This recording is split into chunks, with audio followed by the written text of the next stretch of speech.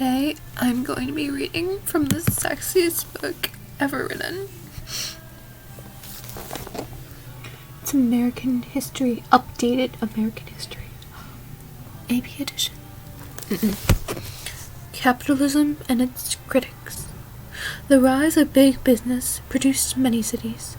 Farmers and workers saw in the growth of a new corporate power centers a threat to the notions of a republican society in which wealth and authority were widely distributed.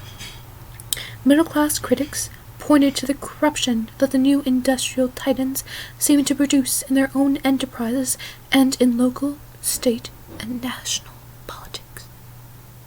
The growing criticisms challenged the captains of industry to defend the new corporate economy, to convince the public and themselves that it was compatible with the ideology of individualism and equal opportunity that had been long central to the American self-image.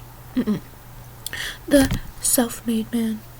The most common rationale for modern capitalism rested squarely on the older ideology of individualism. The new industrial economy, its defenders argued, was not reducing opportunities for individual advancement, but expanding them. Whoa. It was providing every individual with a chance to succeed and attain great wealth. There was a small element of truth in such claims, but only a small one. Emphasis on small. Before the Civil War, there had been a few millionaires in America. By 1892, there were more than 4,000. Some were, in fact, what almost all millionaires claimed to be, self-made men. Andrew Carnegie had worked as a bobbin boy in the Pittsburgh cotton mill. John D. Rockefeller had begun as a clerk in the Cleveland Commission House.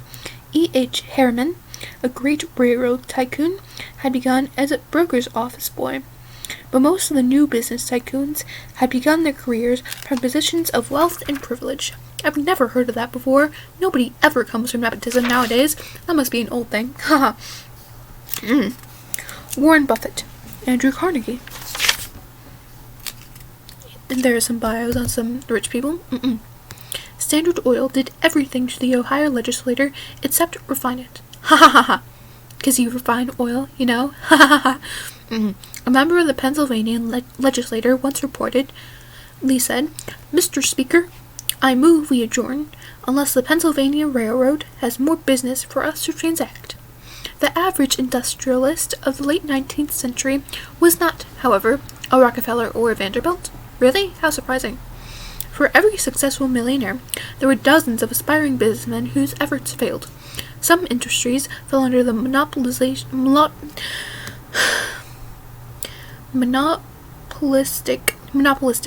control of a single firm or small group of large firms.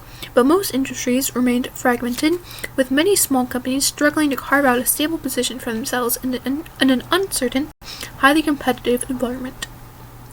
The annals of business did indeed include real stories of individuals rising from rags to riches.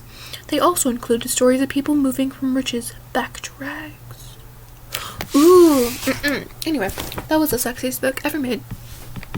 I get to read it all the way through this year. It's going to be so sad. Today is Thursday, September 23rd, 2021, bitches. Oh, I'm gonna get demonetized for that whenever this channel wasn't gonna be monetized anyway. That's all for today. How do we do the heart thing? Like this, I think, yeah. Yeah, heart thing. Do the heart thing with me. Love you, boo.